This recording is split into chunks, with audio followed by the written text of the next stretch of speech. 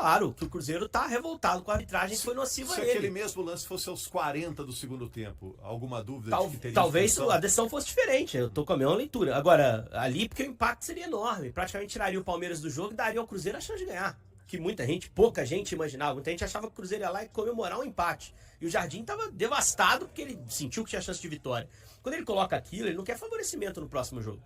Na verdade, o que ele quer é o seguinte: atenção às decisões que foram tomadas aqui, porque vão haver outras futuras e vocês desrespeitaram o Cruzeiro. A ponto de eu estar me sentindo frustrado com o resultado aqui, que não foi o que o jogo mostrou, na visão do treinador. Então ali também tem um mecanismo de pressão, a maneira como ele amplifica aquela entrevista, como ele interrompe sem que os companheiros façam perguntas. Porque o Jardim respeita muito a imprensa, isso eu posso dizer, porque várias vezes a gente teve contato com ele, você mais do que eu, né, Gui? E ele não, ali não era nada a ver com a imprensa. Ali o recado dele ter sido curto e grosso era mais assim, arbitragens. O Cruzeiro também é um competidor e quer competir de forma justa. Então, acho que foi muito nesse sentido também. Não foi só a questão emocional, mas foi a questão de passar um recado. Porque por mais que tenha complicado a situação do título, se vencer estaria mais perto hoje, ainda tem rodadas. E o Cruzeiro ainda é um concorrente, né? E ele espera, evidentemente, seguir assim até a última rodada. E se for para ganhar ou perder o campeonato, que seja com decisões de arbitragem corretas. Não decisões que foram nocivas como essa do Gomes. Só um reparo ao VAR, especificamente, Rogério. Hoje de manhã a gente teve acesso ao áudio. Eu acho que o áudio aprecia errado o lance. O PC deu uma explicação excelente no fechamento que foi, para mim, categórica. Quando o VAR faz a análise, ele analisa sobre o que o Gomes poderia ter feito com a perna ou não. Ele não tinha tempo para recolher. O PC chama a atenção que a análise do lance tem que ser da forma como ele entrou na jogada. A forma como ele entrou, é evidente que ele não vai conseguir recolher aquela perna. E se a perna do Wanderson tá no chão, a gente tinha um atacante do Cruzeiro com a perna quebrada hoje. Porque ele visou a bola e chegou. Cara, você divide com a bola chutando ali, você assume um risco de atingir o adversário. E se atingir é jogo brusco, é vermelho. O Gomes reclamou até do amarelo. Então a avaliação não é se dava tempo ou não. A torcida do Palmeiras comemorou o amarelo. Eu percebi isso na transmissão. Porque viu no telão a imagem e viu a decisão do árbitro, que era um amarelo. Porque acho que até quando mostrou no telão a imagem do Allianz, o torcedor do Palmeiras falou, puxa, vai expulsar. Porque era um pé em riste, um cartão vermelho clássico nesse campeonato brasileiro. E em qualquer lugar do mundo. Porque o risco pro Wanderson era muito claro. O Wanderson se lesiona. Felizmente não foi uma fratura, poderia ter sido. Não foi por maldade do Gomes. Foi por excesso de força na jogada. Ele não é maldoso, né? Não. A forma como ele entrou, Rogério, é que foi, pra mim, incorreta pelo que poderia ser o lance. Não, poderia fazer dividida em pé. Normalmente, na carreira dele, o Gustavo Gomes não é um jogador maldoso. Mas ele entrou de sola. E ninguém entra na bola para chutar de sola. Né? Então, para mim, o VAR também fez a análise errada do lance. Não era sobre o Gomes tirar ou não tirar a perna. Era sobre a forma como ele entrou e em que grau de risco ele colocou o Wanderson. Que saiu por um problema muscular. Né? No lance, mas um problema muscular. Porque no momento da pancada ele tem aquela perna direita que tem um movimento muito brusco para trás, né? Estica posterior, a perna, parece que é posterior, ele bota a mão na será reavaliado nessa terça-feira a representação do time. E eu acho que nem ia ter checagem, tá? Pelo que a gente escuta do áudio, ia tocar o lance. O que chama a atenção do VAR para chamar o Rafael Klein é o carrinho Maca entrando. É o carrinho Maca entrando. Perfeito. Porque quando eles falam isso. Deu uma noção da gravidade da coisa. Exatamente. Tem um pedido de substituição. Eu me lembrei muito do lance do Eduardo no Barradão. Que é um carrinho. O papo mudou completamente. Mudou ali no completamente. Áudio, né? Quando eles percebem que tem um dano físico ali ao Wanderson. Lembra quando o Eduardo deu aquele carrinho no lateral no Janderson? O Eduardo não é maldoso, cara. Aquele jogo tava cheio de jogada assim, né? Aquele jogo do Barradão. Quando o árbitro percebe a fratura, ele já dá o vermelho de pronto, direto, porque é o impacto que causou. Quando o VAR percebe que o Wanderson vai sair, substituído, opa, vem cá que foi forte. O cara tá saindo. Não acho que tenha que ser assim a análise, sabe? Eu acho que tem que analisar o lance, a forma como o cara entrou, se ele colocou em risco, se é um jogo brusco grave. Que pra mim é, muito claramente. Se ele vai tirar ou não vai tirar a perna, se dava tempo ou não dava tempo. Pense nisso antes de entrar na jogada. Vale pro Gomes e para qualquer jogador do Cruzeiro, inclusive, que vai dividir bolas na frente. E tem um detalhe, Rogério, só para complementar aqui, a Fernanda falou, não foi só o primeiro jogo, já foram 3, 4. O Cruzeiro considera que houve lances capitais com decisões erradas da arbitragem em 7 jogos do Campeonato Brasileiro. Então teve aquele pênalti não dado contra o Mirassol, né, um toque na mão do José Aldo. Teve aquela expulsão do Jonathan Jesus lá atrás, na terceira rodada contra o Internacional, 10 minutos de jogo, se eu não estiver enganado. O clássico do primeiro turno teve um segundo amarelo que deveria ter sido mostrado para o Júnior Alonso logo no início do segundo tempo. O Cuca que era o técnico, tira imediatamente, ali é confissão de culpa. e um pênalti também que consideram que o Lianco tenha feito no Fabrício Bruno naquele mesmo clássico.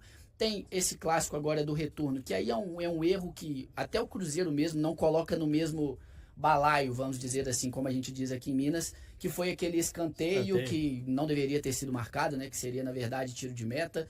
Enfim, até contra o Flamengo, aquela expulsão do Alexandro que poderia ter acontecido por um segundo amarelo também no primeiro tempo. Então o Cruzeiro aponta pelo menos 7 jogos com erros capitais. E aí o Cruzeiro não coloca pontuação, conta da pontuação que seria diferente por conta desses 7 jogos. Santos mas também, né? O gol anulado. O jogo do Santos, perfeito. O gol do Caio Jorge tá nesse. O Cruzeiro também ficou bastante. São 7 jogos. Então é importante a gente pontuar isso, que já é uma situação que tem desgastado o Cruzeiro, né? Algumas pessoas do Cruzeiro. O Cruzeiro tem o Gaciba, que é ex-árbitro, que trabalha com o clube, faz esse trabalho junto com a CBF, faz trabalho interno também. Mas o Pedro Lourenço e o Pedro Júnior têm trabalhado bem perto disso também para marcar uma posição do Cruzeiro. O Gaciba, inclusive, que é um grande profissional, trabalhou conosco, é um cara muito gabaritado. E o Henrique estava perguntando os bastidores dessa fala do Leonardo Jardim, se ele combinou com alguém do Cruzeiro para falar, se o Cruzeiro se surpreendeu com aquele depoimento dele. Se o Cruzeiro avisou a imprensa, né, que não teria abertura para perguntas, que seria só um pronunciamento do treinador. Né? Explica primeiro para quem não viu o que aconteceu, né, Marcelo? Exatamente. O Leonardo Jardim até se posicionou normalmente, como acontece em todos os jogos ali, para atender aos jornalistas, enfim. Depois teve uma abertura, uma pergunta inicial sobre toda essa situação da atuação, da arbitragem, como que tinha acontecido, e aí ele fez um pronunciamento falando reclamando do futebol brasileiro como um todo, né? Falou do gramado, falou da condição da arbitragem também, calendário, que já são coisas que ele já havia reclamado em outros momentos, só que não de forma tão dura como aconteceu desta vez, e falando que até repensa uma permanência no futebol brasileiro. Em outro momento, ele até já tinha falado também que, foi até no jogo do primeiro turno contra o Palmeiras, que o Abel confidenciou, né, na coletiva lá, que falou, o Jardim conversou comigo e me perguntou como que eu tô aguentando ficar aqui há tanto tempo, que tem 3 meses que ele tá aqui, parece que foram 3 anos. Então, o Abel, inclusive, na coletiva dele, deu razão a tudo que o Jardim falou. Ele falou assim, o meu compatriota tava lá, inclusive trabalhei com ele no Sporting, né, eles trabalharam juntos.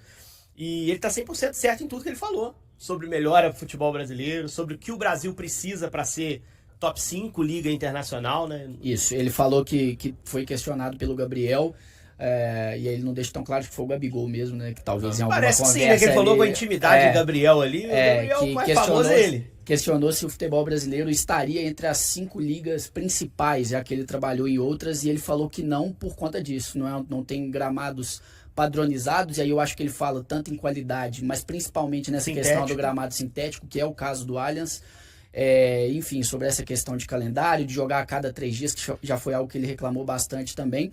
Mas respondendo a pergunta, e a gente estava conversando aqui antes também, a Dani Paiva, que é minha parceira de cobertura aqui no GE. Globo, ela esteve lá na cobertura no Allianz, e ela falou que não foi avisado nada e que até o pessoal da assessoria de comunicação do Cruzeiro também foi pego de surpresa. Porque é natural, né? Naquela caminhada do vestiário até a sala de imprensa, tem o Bruno Faleiro, que é o diretor de comunicação do Cruzeiro, que fica mais próximo ali no convívio com o Leonardo Jardim, enfim. E aí ele conversa naturalmente sobre algumas questões que podem ser temas e tudo. E aí ele até comentou lá, o pessoal da comunicação comentou que ele não havia informado a comunicação do Cruzeiro que faria apenas um pronunciamento. Tanto é que a primeira pergunta, quando acontece, ele faz esse pronunciamento, ele meio que dá uma abertura para uma segunda pergunta muito rapidamente, levanta e fala, não tem mais pergunta, né? E levanta, vai embora. Mais ou menos. Falou levantando, assim. Exato. Então, queria dar aquele recado e... Agora, esse papo aí contexto. Pode até ir embora, é da boca para fora? É da emoção ali, né? A gente, pelo que a gente... Eu não vejo como emoção, não. Posso avançar? Deixa eu só... só porque, assim, o que eu falo um pouco da questão...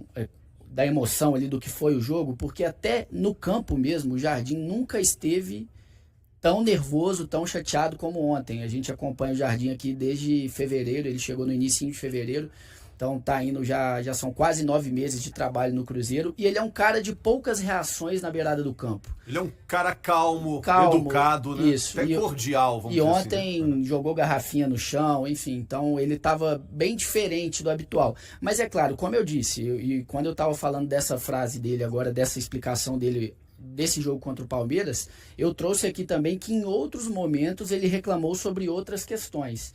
Então são algumas situações que incomodam o Leonardo Jardim. Mas pelo que a gente sabe de dentro do clube, ele tem uma relação muito próxima com o Pedro Lourenço e com o Pedro Júnior, que são o presidente e vice da SAF, e me surpreenderia se ele tomasse essa atitude, a menos que aconteça algo muito fora da curva de agora até o final do ano, principalmente porque tem Libertadores no ano que vem. É um projeto que ele tem ajudado a estruturar, inclusive com a chegada do Joaquim Pinto, que está coordenando o Scout, enfim. Então eu acho que é um projeto que está sendo muito bem pensado por ele, com outras pessoas, para ele sair dessa forma. Pelo menos é o que eu vejo nesse momento. Assim, eu acho que foi emocional, mas acho que tem um outro componente. A Fê, quando falou assim, quando um árbitro FIFA, igual o Klein, erra um lance que é básico, não é possível, tem alguma coisa além disso, além da qualidade dele. Eu digo o que tem, é pressão. Tá certo, é. É pressão de parte a parte. Foi o Flamengo pressionando e as decisões foram pró-Flamengo naquele jogo, e aí o Palmeiras pressionou, as decisões foram pró-Palmeiras nesse jogo. Pra mim, o Jardim, a forma como ele colocou, o tamanho que ele deu aquela entrevista, também tem a ver com o mecanismo de pressão. Tem notícia boa no Cruzeiro, hein? Volante Matheus Henrique voltou a correr no campo, tem chance de repente, ficar disponível aí para semifinais da Copa do Brasil em dezembro. Baita notícia, Baluzeiro. Cara, essa notícia é uma cortina de esperança, né? Porque seria a volta, se ela acontecer de fato, e o Matheus Henrique ficar disponível para as semifinais da Copa do Brasil, de todos os retornos, o Matheus Henrique, ele tem mais de um ano de Cruzeiro, mas ele não conseguiu ficar saudável por um longo período no Cruzeiro, né? Então, de todas as voltas, eu considero que essa seria a mais importante, HG. Diante até das outras lesões que aconteceram, o Wanderson, enfim.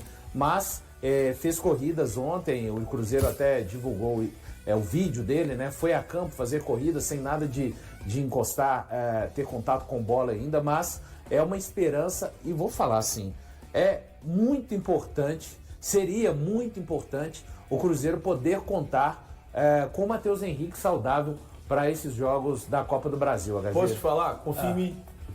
Claro, sempre. Eu estou aqui do seu lado há mais de 3 anos e meio. Como é que eu não posso confiar no Não, pô, peraí. É informação com um pouquinho de opinião. Ele vai jogar as semifinais da Copa do Brasil. Vai estar disponível.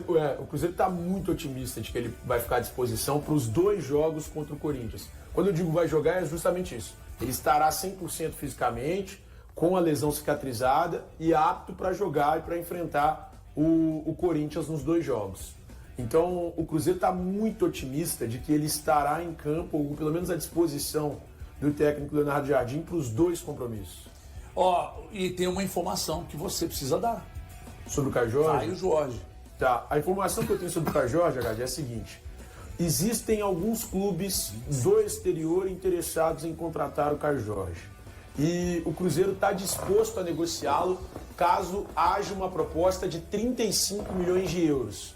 Então o Cruzeiro aceitaria negociar o Caio Jorge desde que chegasse uma proposta na casa dos 35 milhões de euros. Só para lembrar, o Cruzeiro pagou 7 milhões, aliás, o Cruzeiro pode pagar até 7 milhões e 200 mil reais, 200 mil euros, desculpa, 7 milhões e 200 mil euros pela contratação do jogador. O valor fixo é 4 milhões e meio, mas com os bônus pode chegar a 7 milhões e 200 mil euros. O Cruzeiro só aceita negociá-lo por 5 vezes mais do valor que pode chegar, que é 35 milhões de euros. Existem alguns clubes interessados no exterior, clubes do futebol europeu, dentre eles o Barcelona da Espanha. Então, vários clubes hoje estão interessados em contar com o Caio Jorge e o Cruzeiro aceitaria negociar desde que chegue uma proposta de 35 milhões de euros. Pelo que tem conversado esses clubes com o Cruzeiro, é possível que essa proposta chegue em janeiro de 2026. Pela segunda vez consecutiva, Ryan Leles participou dos treinamentos com o time profissional do Cruzeiro nesta manhã. Sob os olhares atentos do técnico Leonardo Jardim, o jovem atacante tem a oportunidade de ser convocado pela primeira vez para uma partida no Mineirão. Com a ausência de Marquinhos e Wanderson devido a lesões, e Bolazzi como dúvida, Ryan tem chance de mostrar seu potencial. Além disso, o volante Murilo Hickman, recuperado da disputa da Copa do Mundo Sub-20, também está treinando com o elenco. O próximo jogo do Cruzeiro será contra o Vitória no sábado em Belo Horizonte. Ryan Lelis, nascido em Goiânia e formado no Atlético Paranaense, se destacou na categoria Sub-20 do Cruzeiro e renovou o contrato até 2029. E aí, galera, o que acharam? Deixem suas opiniões nos comentários. Não se esqueçam de deixar o like, se inscrever no canal e ativar o sininho para receber as notificações. Até mais, Nação Celeste! Vamos pra frente!